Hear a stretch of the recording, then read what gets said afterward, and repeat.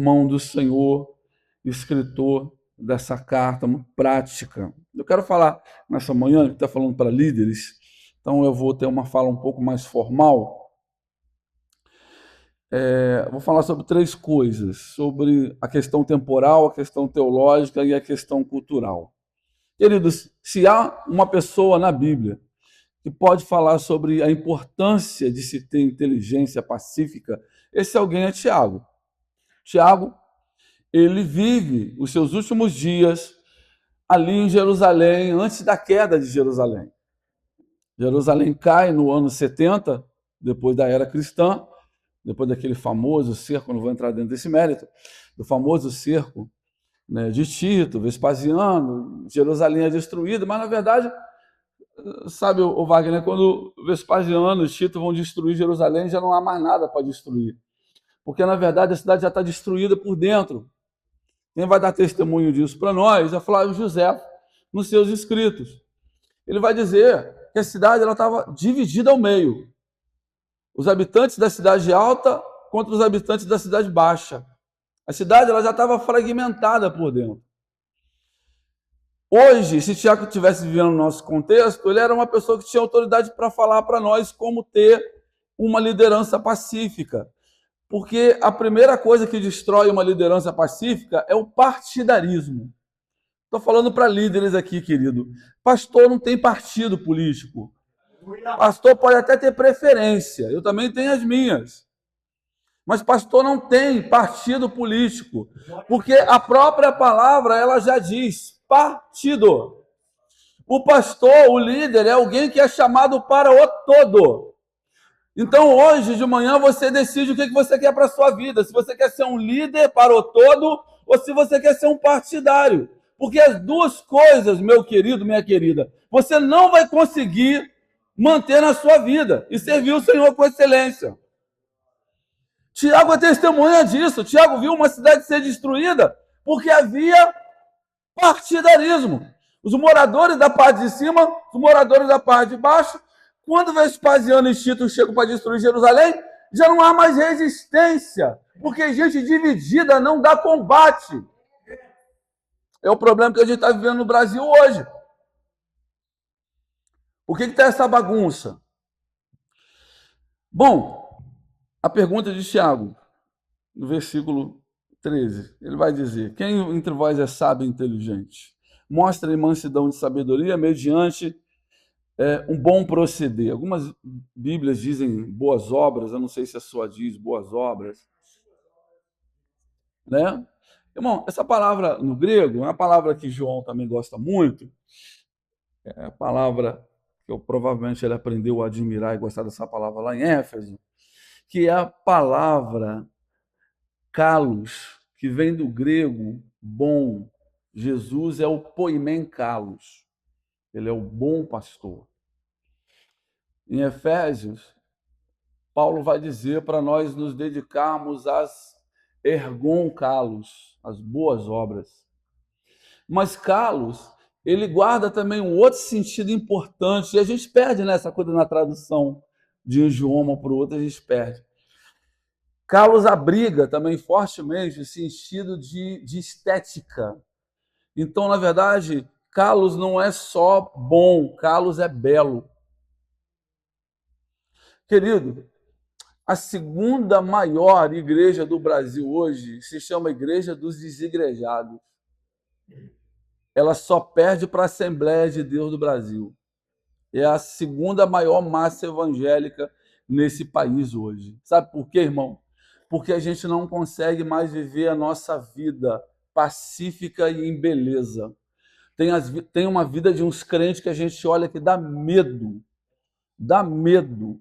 Um dos primeiros compromissos que nós temos, que nós somos chamados para abraçar ele integralmente, irmãos, é viver uma vida cristã bela, da pessoa olhar para a maneira como nós estamos vivendo e ficar inspirada naquilo, porque esse é o objetivo da beleza. A beleza é para inspirar, querido. A beleza inspira. Quando João está dizendo assim, João capítulo 10, porque eu sou bom pastor, põe-me em calos, olha para a minha vida, olha para a minha conduta, A minha própria maneira de viver inspira as pessoas a também querer ir por aquele caminho. De um tempo para cá, a gente não consegue nem abraçar a beleza e nem louvar a beleza. E isso tem sido uma coisa muito ruim contra nós. Eu fico imaginando a agonia de Tiago e ver a cidade todo dia ser destruída na frente dele. Por isso que as palavras dele são muito preciosas sobre relações pacíficas. Quem escolher um lado já não pode mais promover a paz. Essa é a grande verdade. Bem, lá na nossa comunidade nós tivemos perdas terríveis por causa de partidarismo. Eu tenho a minha visão, a minha cosmovisão de mundo, eu tenho a minha maneira de enxergar as coisas, não levo isso para o altar para vender isso, porque eu não fui chamado para vender esse peixe. Eu fui chamado para vender um outro peixe. Bom, você sabe qual é o contrário de calos? O contrário de calos é caco. Quando ele fala assim, fulano está um caco. Você ouviu essa expressão? Nossa, hoje eu estou um caco. Às vezes a gente fala coisas do nosso idioma ele é carregado de latim e nosso idioma ele é carregado de grego. Há muitas coisas que a gente fala que tem origem no grego que a gente nem sabe. Essa é uma dessas palavras. Nossa, fulano hoje está um caco. Nossa, hoje eu estou um caco. Bom, se Carlos é belo, caco é o quê? Feio. E a gente pode dizer hoje que a igreja evangélica ela está um caco, irmão. Ela está um caco. E quem é culpado da igreja evangélica estar um caco? Somos nós, querido. Bom, falando da questão temporal, falando agora da questão teológica. Tiago é um camarada muito inteligente, né? E ele vai falar, primeiramente, como era costume da época, retórico da época, primeiramente ele vai falar para nós o que a inteligência pacífica não é. Logo depois que ele abre o discurso dele, ele vai dizer: inteligência pacífica não é inveja, não é facção, né? Eu acabei de falar sobre isso agora. Inteligência pacífica não é mentira. Aí ele vai, indo adiante, ele vai falar para nós: olha, a sabedoria que produz a verdadeira paz, ela vem lá do alto. Ela tem a origem certa, ela vem do alto, ela não vem de nenhum outro lugar. Ela é primeiramente pura. Eu quero que você conte comigo essas virtudes aqui. É importante você entender quantas virtudes Tiago vai falar para nós. Ela é primeiramente pura. Amém? Conta comigo na mão aí também. Me ajuda a contar aí. Se eu errar, de repente você acerta. Ela é pura, ela é pacífica, ela é indulgente, ela é tratável, ela é misericordiosa, ela é imparcial e ela é sem fingimento. Quantas virtudes são? São 8. 8? Lê aí, você vai ver 8. Por isso que eu falei com você que eu errei, que dependendo da tradução, às vezes a tradução suprime ou amplia. Né? Por isso, eu, lá na igreja, eu gosto de usar muito a Bíblia Almeida Corrigida Fiel, que é uma das traduções mais próximas do original. Eu também gosto da Almeida Século XXI. A gente tem muita Bíblia aí que, nossa, estão acabando com o sentido. Hipocrisia. E aí, queridos, aqui no original grego, o autor ele vai fazer uma brincadeira que nós brasileiros conhecemos muito bem desde quando a gente está na fase escolar. Alguém aqui já ouviu falar da brincadeira do P, da língua do P, da língua do F, né? Na literatura tem uma coisa chamada aliteração. O que é aliteração? É quando você cria uma frase, e a gente adora essas coisas, sempre com a mesma palavra. O rato roeu a roupa do rei de Roma. E a rainha ruim resolveu remendar. Né? É quando a gente pega uma frase que sempre começa com a mesma palavra. No original grego, é essa coisa que Tiago também está fazendo. As 4 primeiras palavras que ele vai escolher começam com a letra E. E as 4 últimas palavras começam com a letra A. Só que quando, claro, traduz para o nosso idioma, a gente tem essa perda. Quem gosta também dessa brincadeira é o escritor de Hebreus. O escritor de Hebreus também ele vai começar sua famosa carta, né, dizendo, no passado, outrora no passado, Deus falou pelos pais, através dos profetas, mas agora nesse último dia, ele tem falado conosco através do Filho. Ele vai usar a mesmíssima aliteração. Ele vai começar o seu discurso com uma letra P. Todas as palavras que o escritor de Hebreus usa para começar a sua carta, começa com a letra P. Né? Sempre nos idiomas tem isso aí. Mas aqui nesse caso em particular, teologicamente falando, Tiago ele tem um objetivo. Ele tem um objetivo de fazer a gente entender que há 4 virtudes que são ativas e 4 virtudes que são passivas. E aí, querido, eu quero que você preste bastante atenção que eu vou te falar agora sobre a paz. Porque se você não entender isso, também não tem como você ter uma vida de paz. Ele está dizendo para nós o seguinte: não existe uma igreja pacífica sem que essa igreja entenda o uso da força. Olha, você sabe por que a gente está vivendo uma tragédia evangélica nos últimos dias? Porque nós nos tornamos, de fato, querido, desculpa usar essa palavra, não tem outra para usar. A gente se tornou uma igreja de gente frouxa, de gente bonachona. A gente não consegue mais brigar pelas coisas que a gente acredita. A gente não consegue mais lutar pelas coisas que a gente acredita em nome de um discurso pacífico, que é mentiroso, é um sofisma. É metade verdade e metade mentira. Basta nós lembrarmos das preciosas palavras do Senhor no Sermão do Monte. Bem-aventurado os pacificadores. Você sabe que existe uma diferença entre pacificador e pacificado. Pacificador é aquele que alcança a paz por meio da força que ele exerce. Ele tem poder para exercer a paz. Que no Império Romano se falava sobre a Pax Romana. O Império Romano chegava com seus exércitos e ele parava toda e qualquer luta no lugar que eles conquistavam. A Pax Romana. Vocês vão ter que viver em paz. A partir de agora, ninguém mata mais sem o consentimento do Império Romano.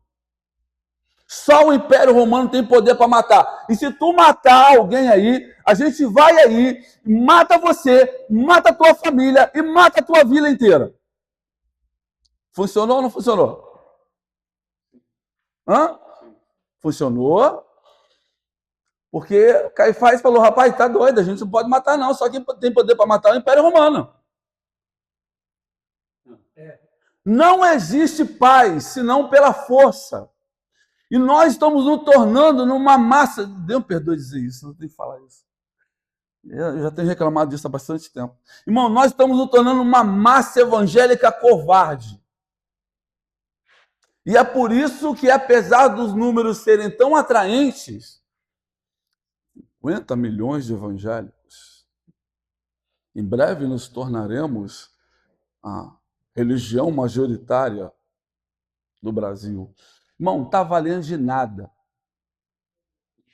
Os lugares hoje onde há mais igreja evangélica no Brasil são os lugares mais violentos, mais pobres, mais miseráveis.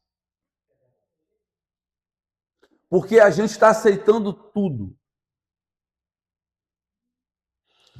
As 4 primeiras virtudes que Tiago vai falar no seu discurso sobre liderança pacífica tem a ver com uma força que se exerce. Querido, você só mantém alguma coisa pura se você defende ela. Você só mantém alguma coisa pacífica se você defende ela. Você só mantém alguma coisa indulgente se você defende ela. Não tem para onde correr, querido. Não tem. E a igreja evangélica nos últimos dias, eu vou usar essa analogia, feia também, mas eu tenho que usar ela. Irmãos, a igreja evangélica acha que para crescer ela tem que ser igual a mulher de zona. Deus me perdoe dizer isso. E ela vai aceitando tudo. Ó, esse negócio aí, não, vamos aceitar, né? Vamos aceitar porque Paulo diz que a gente tem que se fazer de tudo para conquistar todos. E aí tá essa bagunça que tá aí, irmão. É a igreja que vai pro carnaval, é a igreja que vai pro pagode, é a igreja que vai pra birosca, pro boteco, é a igreja que vai para tudo que é lugar, porque, né, a gente tem que fazer a igreja crescer, né? Irmãos, você já ouviu esse clichê, mas eu preciso falar ele de novo para você. Você já ouviu ele algumas vezes, vai ouvir de novo. Querido, amor não é aceitar tudo. E aonde se aceita tudo não há amor.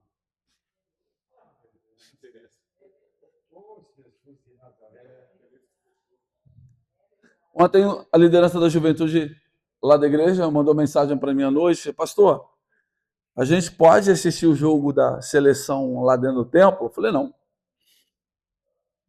Não. Ah, mas o pastor fulano falou que o senhor ia deixar. Eu falei, ele se equivocou. Eu não falei nada. Ele comentou comigo e eu fiquei de pensar. Não falei para ele que ia deixar.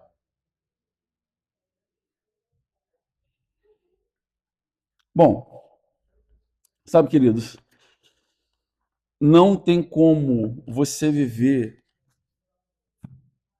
uma vida fantástica e tremenda. Não tem como você ser um líder de paz se você não estabelece limites, territórios.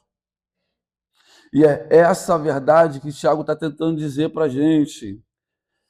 Há virtudes que precisam de ações para serem protegidas e cultivadas. Quando eu entrei nesse negócio, em 1997, Jesus me alcançou e eu me converti com 23 anos, hoje eu estou com 51. Uma boa ideia do céu. Uma boa ideia do céu. Queridos, eu aprendi que eu ia ter que viver de uma maneira diferente. E uma das coisas que eu aprendi logo cedo, eu agradeço a Deus por isso, é que eu ia ter muita perda. Mas aquilo que sobrasse teria uma qualidade excepcional. Eu tenho amigos excepcionais. Eu tenho uma comunidade excepcional. Então, a gente não dá para negociar com o que não tem mais valor. Deus tirou da tua vida, deixa embora. E é preciso também fazer uma força para isso. É pureza. Não dá para nós termos uma liderança pacífica. O projeto fala sobre líderes pela paz. Não tem como a gente ter uma liderança pacífica sem exercer força. O Senhor falou isso para nós, ele deixou bem claro isso para nós. Olha só, bem-aventurado os pacificadores. Os pacificadores, o que vivem a paz pela força que exercem a partir de si mesmos, né? Se tem alguém que tem que ser pacificado, esse alguém somos nós mesmos. Você tem que se pacificar todo dia. Exercer a força do novo homem sobre o velho homem para matar ele todo dia. Não dá para o novo homem, o velho homem, estar fazendo acordos dentro de nós, irmão. Não dá. Isso não é paz. Isso é uma falsidade. E aí depois ele vai falar sobre as outras características, as 4 características restantes que ficam dentro de nós e são condições reativas. A misericórdia, os bons frutos, a imparcialidade. Né? Essa imparcialidade, ela também aponta para quem consegue ouvir o contraditório, para quem consegue ouvir o diferente. Essa também é umas coisas que não deixa a gente ser uma igreja evangélica da paz. A gente não consegue mais conversar com quem pensa diferente. A gente não consegue ouvir mais quem pensa diferente. Eu só falo com fulano se fulano gostar do meu time de futebol. Se ele não gostar, vai plantar coquinho. Vai para lá, vai arrumar tua turma. A gente não consegue mais ouvir, conversar com alguém que tenha um papo diferente, que tenha uma ideia diferente. A gente já começa a ficar entediado, a gente já começa a ficar pedante. Ah, porque eu gosto do Bolsonaro. Aí alguém começa a falar do Lula, aí eu já fico. Sabe, irmão? A pessoa não consegue exercer paz nem sobre si mesma. De ouvir o outro, Tiago está falando, olha, sabe por que a inteligência ela é pacífica? Porque, dentre outras coisas, ela é tratável. Eu consigo, enquanto estou ouvindo o outro, eu consigo tratar o que o outro está falando. Amém? Às vezes a pessoa vai falar 1 hora. De 1 hora que ela falou contigo, tu vai aproveitar 5 minutos de conversa. Mas pelo menos ela ouviu. Você ouviu. Na igreja evangélica, a gente tem falado muito sobre oratória. A gente precisa voltar a se dedicar à arte da escutatória. Tem um monte de curso para nos ensinar a falar na igreja. A retórica, a oratória, não sei o que lá. Agora, quem está nos ensinando na igreja a arte da escutatória, de escutar o outro, de escutar a diferença do outro, os pensamentos do outro.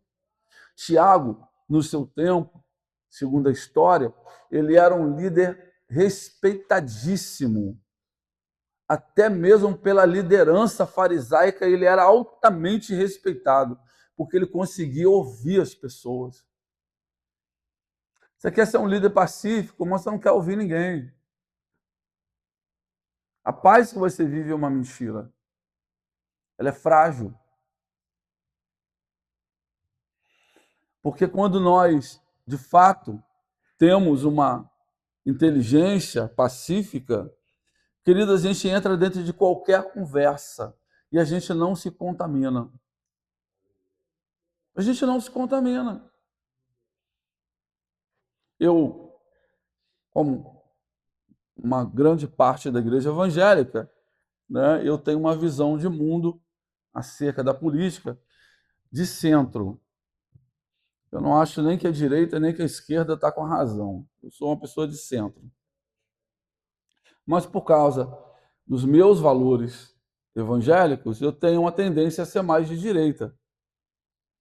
Então, eu naturalmente sou uma pessoa que tenho tendência a gostar mais do Bolsonaro.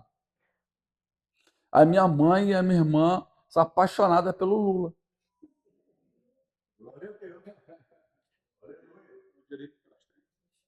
E aí, eu vou ficar de mal com elas? Não, não falo com elas. Eu falo com a minha mãe todos os dias. Com a minha irmã mais velha, geralmente a gente fala com uma boa frequência também. Principalmente para botar pilha um no outro. Quando alguma coisa acontece lá do lado do Bolsonaro, ela manda mensagem para mim. Quando alguma coisa acontece do Lula, eu mando mensagem para ela. Sempre desse jeito. E sabe, querido, se eu não estou aberto para ouvir o contraditório, o diferente, nossa, eu converso com gente que é vascaína. Eu tenho amizades com vascaíno. O Ivan mesmo é vascaíno. Não, a gente tem que ter, sabe, irmão, saber ouvir as pessoas. Tá? Então, Tiago está falando para nós acerca, porque ele viveu isso, querido. Tiago é um líder que pode falar disso com excelência, porque ele viu uma cidade ser destruída, a sua cidade ser destruída. Eu tenho um chamado de intercessão pelo Rio de Janeiro, isso queima no meu coração. Irmão, me dá uma tristeza em ver esse estado como esse estado está. Hoje nós estamos sem governador. Irmão, nós estamos um estado que é o segundo maior estado mais rico dessa nação. Você vai lá em Cabo Frio, a rua onde eu moro, não tem calçamento. Cabo Frio. Irmão, Cabo Frio que recebe dinheiro como Dubai. Irmão, aí eu pergunto para você, de quem que é a culpa disso? A culpa é nossa, da igreja evangélica, que se encolheu, que se apequenou, sabe, que se reduziu para caber dentro de um plano, não um plano de esposa, mas um plano de amante. Estou me reduzindo para ser uma amante. De uma igreja que não consegue mais exercer influência, poder, irmão.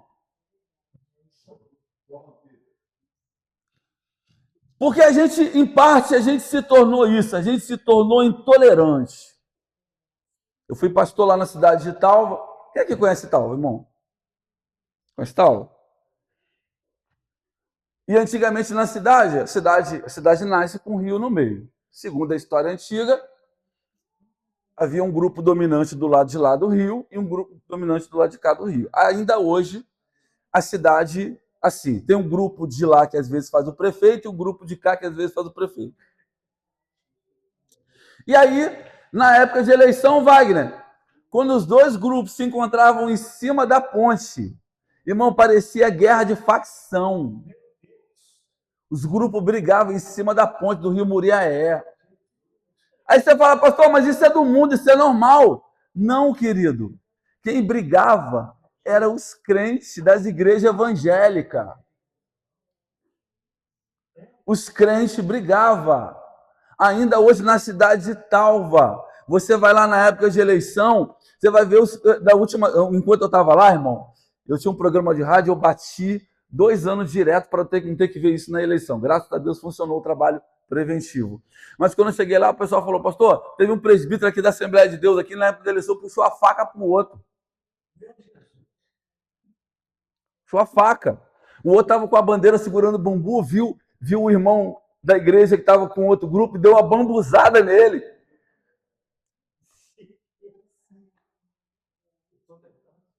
Porque a gente não consegue mais ser tolerante. A gente não consegue mais ser tratável. A gente não consegue mais viver com um contraditório. Então, Tiago vai falar sobre outras características, 4 que são as principais, que são para o lado de fora, querido.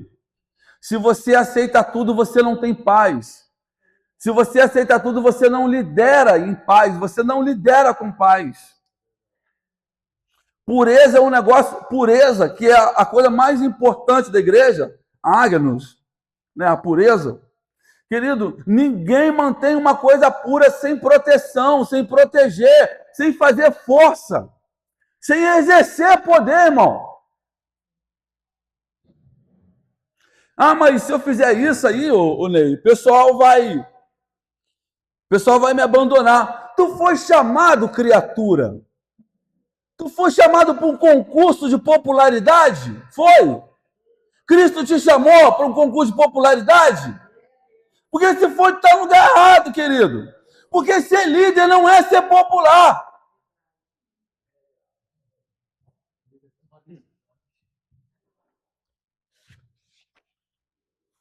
A questão cultural, né?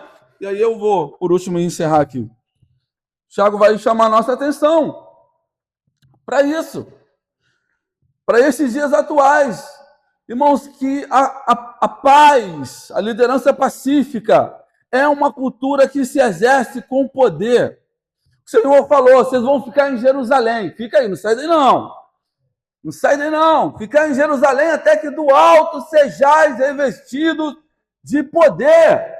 Você não pode sair pelo mundo semeando a paz sem poder, irmão.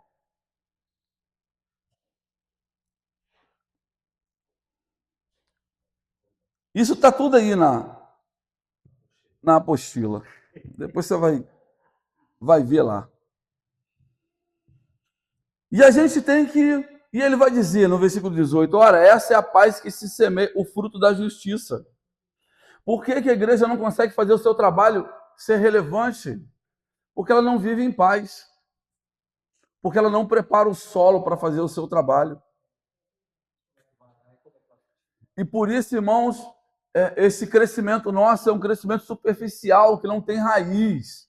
A igreja evangélica hoje, em muitos lugares, talvez na maioria, ela é aquela semente que caiu em cima da pedra, querido. Vai crescer um pouquinho, daqui a pouco.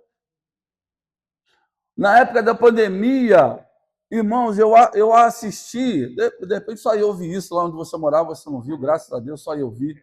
Mas ali pro lado de Barra de São João, Rio das Ostras, Macaé, irmãos, a gente assistiu uma centena de igrejas fechando e não abriram mais.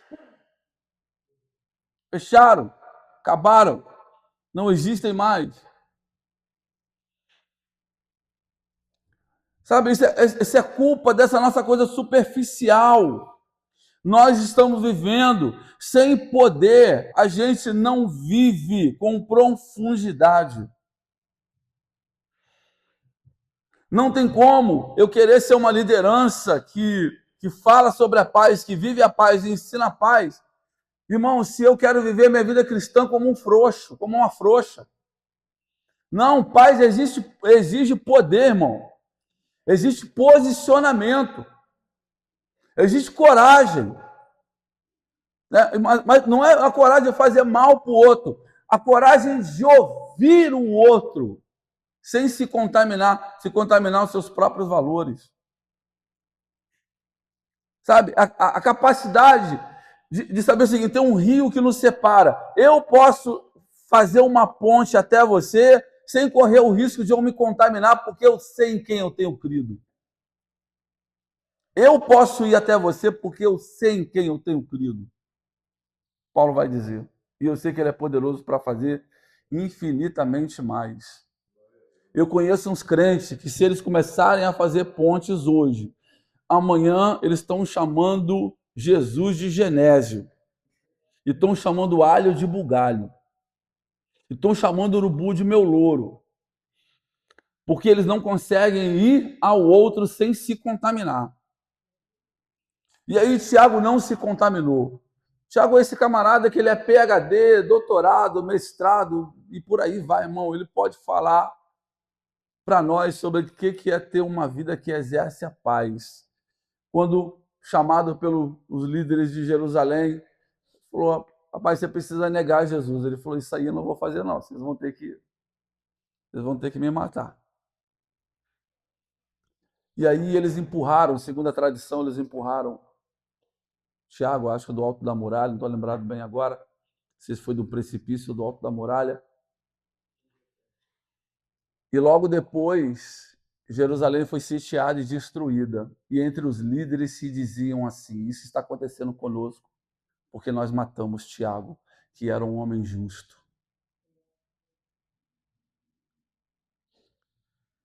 Então, assim, ele se dava bem com todo mundo, falava com todo mundo, nunca negociou seus valores, construiu pontes. Infelizmente, nós estamos vivendo nesse tempo que as pessoas estão construindo pontes para outros objetivos. Vou fazer uma ponte até ali, porque se eu chegar até ali, eu consigo comprar um jatinho. Vou fazer uma ponte até ali, porque se eu conseguir fazer uma ponte até ali, eu consigo comprar uma cobertura na Barra da Tijuca. Né? Vou fazer uma ponte até ali, porque aí eu consigo um dinheiro aqui com os irmãos para investir em criptomoeda. E por aí vai. Irmão, a igreja evangélica, nessas últimas décadas, ela está feia. Ela está feia. Tiago olharia para nós e falaria assim, vocês não são calos, vocês são caco.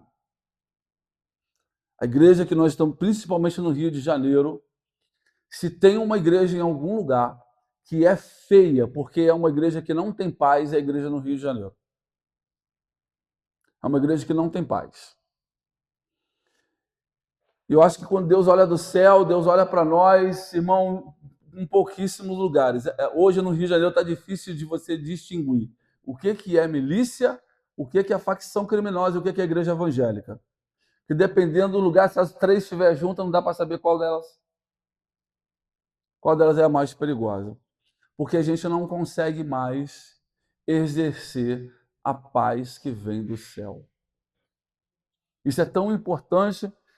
Paulo vai falar assim, olha, se você fizer a coisa certa, você terá a paz de Deus.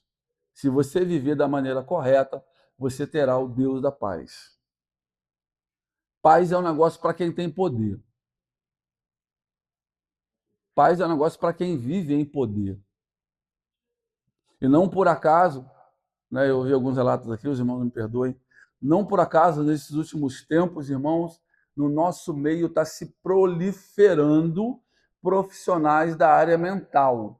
Porque como a gente não consegue mais viver em paz, abriu-se um mercado entre nós gigantesco terapêutico.